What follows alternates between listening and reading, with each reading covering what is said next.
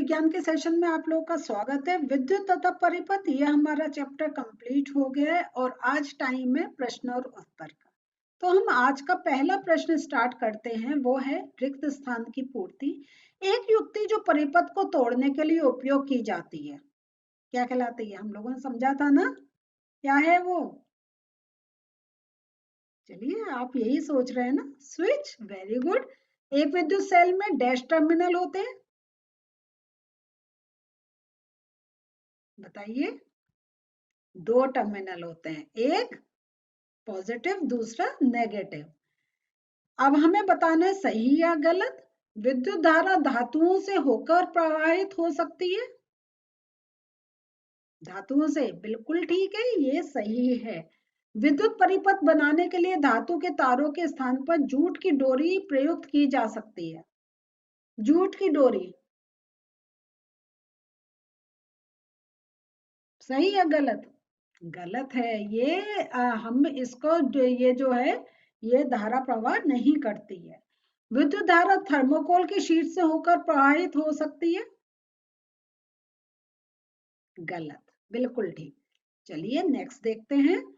व्याख्या कीजिए कि सब बच्चों, नेक्स्ट प्रश्न है, व्याख्या कीजिए कि चित्र में दर्शाई गई व्यवस्था में बल्ब क्यों नहीं दीप्तिमान होता है। तो चित्र कहाँ है? चलिए आपको चित्र दिखाते हैं। यहाँ पे हम पहले ही कह दे रहे हैं कि बल्ब दीप्तिमान नहीं हो रहा है। उसका कारण क्या है? कि जो पेचकस का जो हत्था है, ये अधातु से बना है, ये प्लास्टिक का है। इसलिए जो धारा का प्रवाह देखिए, यहां से तो आपका क्या है, ये कंप्लीट हो रहा है? नहीं हो रहा है, क्योंकि इसके आगे धारा का प्रवाह हो ही नहीं रहा है ना। सो यहाँ देखिए, ये पॉजिटिव से नेगेटिव, अब यहाँ आया, अब कहाँ है? रुक जा रहा है। तो पेचकस का हत्था आधातु से बना होता है, जिससे धारा का प्रवाह नहीं होता है। यही कारण है कि बल्ब दीप्तिमान नहीं हो रहा है। दूसरा जो प्रश्न है, विद्युत स्विच का उपयोग करने का क्या प्रयोजन है? कुछ विद्युत साधित्रों के नाम बताइए जिसमें स्विच उनके अंदर ही निर्मित होते हैं। एक स्विच एक सरल उपकरण है जो या तो विद्युत परिपथ को तोड़ता है या इसे पूरा करता है। घरों में बिजली के बल्बों तथा अन्य उपकरणों में इस्तेमाल होने वाले स्विच एक ही सिद्धांत पर काम करते हैं। रेडियो, टीवी, मोबाइल और बिजली के खिलौने में स्विच उनके अंदर ही निर्मित होता है। तो हम वो फिर अपना कनेक्शन कंप्लीट करते हैं, स्विच ऑन होते हैं और कार्य करते हैं। चित्र में सुरक्षा पिन की जगह यदि रबड़ लगा दे तो बल्ब दीप्तिमान होगा, बताइए। सुरक्षा पिन की जगह अगर हम रबड़ लगा दें, हम रबर बैंड से इन दोनों को अटैच कर दें। रबड़ क्या है? विद्युत रोधक पदार्थ है, इसलिए विद्युत परिपथ पूरा नहीं होगा और रिजल्ट क्या होगा? बल्ब नहीं जलेगा, दीप्तिमान नहीं होगा। क्या चित्र में दिखाए गए परिपथ में बल्ब दीप्तिमान होगा? ध्यान से देखिए, इसमें भी नहीं होगा, क्योंकि जो दोनों तार हैं ना, वो बल्ब के एक ही टर्मिनल से जुड़े हैं और हमें कंप्लीट करने के लिए क्या करना है? हमें इसको दूसरे टर्मिनल से, एक टर्मिनल से दूसरा दूसरे टर्मिनल से जोड़ना चाहिए। तो इसलिए विद्युत धारा बल्ब के माध्यम से प्रवाहित नहीं होगी और वह दीप्तिमान नहीं होगा। हमें नियमानुसार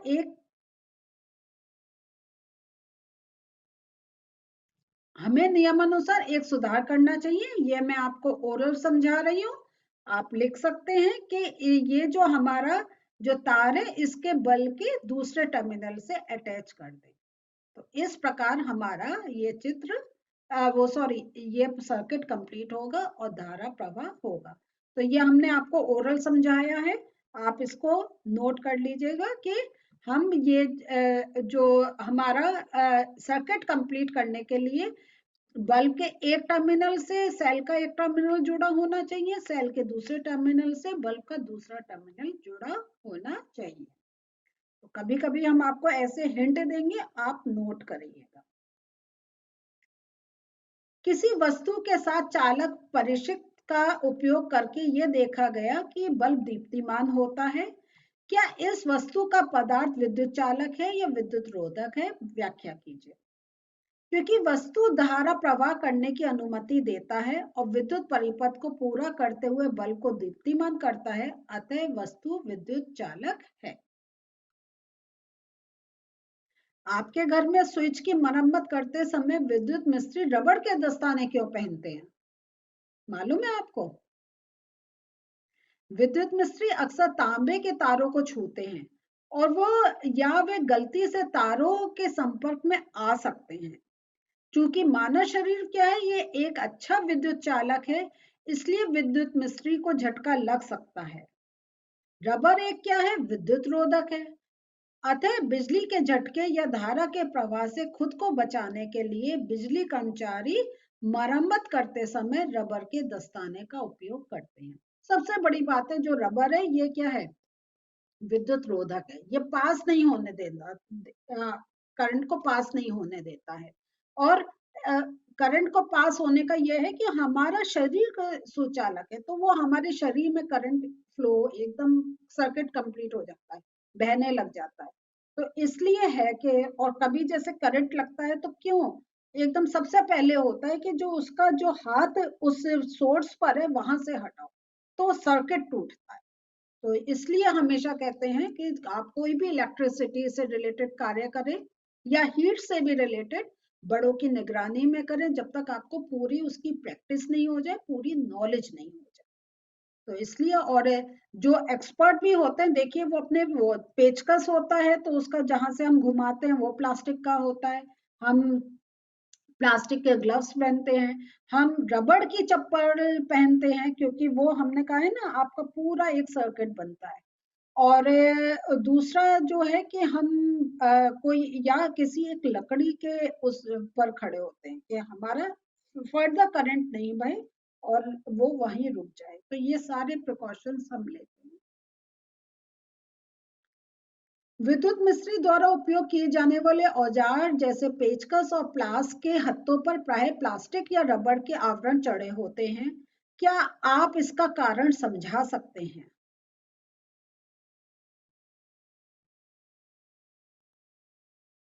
तो बच्चों, इसका यह है कारण कि प्लास्टिक या रबर विद्युत रोधक होते हैं और विद्युत प्रवाह के साथ सीधे संपर्क से बचने में मदद करते हैं। विद्युत रोधक की मदद के बिना प्लायर्स और पेचकस जैसे बिजली के उपकरणों का उपयोगकर्ता को बिजली का झटका दे सकता है। जब विद्युत मिस्त्री इन बिजली के तारों को प्लास्टिक या रबर से ढके इन उपकरणों से छूते हैं तो उनके शरीर में विद्युत धारा नहीं प्रभावित होती है और इसलिए वो किसी दुर्घटना से बचते हैं या वो अपने को सुरक्षा प्रदान करते हैं। तो यहाँ पे, और इसलिए आप भी कभी घर पे चाहे छोटा सा कुछ पेच टाइट करना है, कुछ करना है, अगर इलेक्ट्रिक से रिलेटेड है, तो जो औजार है उनको भी ध्यान से देखें कि हमारे बहुत पुराने होते हैं तो उनका प्लास्टिक टूटा हुआ हो, कभी टूट जाता है, तो जरा इन सब बातों में हमें पूरी प्रिकॉशन लेनी चाहिए, वो तुरंत थ्रो कर देने चाहिए, नए बाय करने चाहिए। और थोड़ा बहुत हमें आना चाहिए कि कैसे हमें ठीक करना है, लेकिन जैसा मैं आपको हमेशा कह रही हूँ कि पहले बड़ों की निगरानी में, जब तक आप पूरे एक समझ नहीं आ जाए कैसे इनको ठीक करना है। और ये इन सब का कभी खेल भी नहीं करना चाहिए कि हम ये ऐसा गेम खेल रहे हैं, क्योंकि आप जानते हैं ना इलेक्ट्रिक करंट कितना एक और कितना एक जान को खतरा हो सकता है जरा सा आपको अगर करंट लग जाए। तो ये सारे कार्य आपको बहुत ध्यान से करने चाहिए। और दूसरी जो इम्पोर्टेंट चीज है, आपको ये भी ध्यान रखना चाहिए, आपके घर में जैसे आपके कूलर है, प्रेस है या मिक्सी है, तो इसके तार कभी कभी क्या होता है बहुत पुराने हो जाते हैं, तो जो प्लास्टिक कवरिंग होती है वो हट जाती है, कहीं कहीं से वो निकली हुई होती है, तो उसको थोड़ी सी आप टेप लगा के चला सकते हैं। लेकिन जो आपका इलेक्ट्रिकल टेप होता है, लेकिन आपको तुरंत वो वायर चेंज कर देना चाहिए, क्योंकि ऊपर से जरा सा भी कटा नहीं होना चाहिए, थोड़ा भी कटा हुआ और जो अंदर आपका धातु का तार जा रहा है, जहां टच होगा आपका हाथ एकदम क्या होगा, वो झटका मारेगा, आपको करंट लगेगा। ये सब आपको ये इसलिए पढ़ाया जा रहा है कि आपको हर चीज की एक नॉलेज रहे, समझे वो कार्य कैसे करने हैं, और आपके सामने अगर बड़ा भी कुछ ऐसी गलती कर रहा है तो आपको रोकना चाहिए। तो बच्चों आज जो हम लोगों ने देखा, तो हमने जो हमारे पाठ में प्रश्न थे उनके उत्तर आपको बताए हैं, और हम लोग कोशिश ये करते हैं आपको सारे उत्तर लिख कर दें, लेकिन कभी कभी हम चाहते हैं थोड़ा आप जो समझ रहे हैं वो आप खुद भी लिखना सीखें। तो थोड़े से कभी हम जो प्रश्न है आपको लिखा हुआ बता रहे हैं, लेकिन उसमें और क्या ऐड कर सकते हैं उसको हम ओरल बताते हैं। ध्यान से सुनिए और उसी समय नोट करें, जैसे आपका जो एक्स्ट्रा पॉइंट्स है वो भी आपको याद रहें। तो आप पढ़ते रहिए, समझते रहिए। कोई डाउट है आप हमसे ऐप के थ्रू पूछ सकते हैं। अगला सेशन नए चैप्टर के साथ होगा, मिलेंगे फिर से। बाय।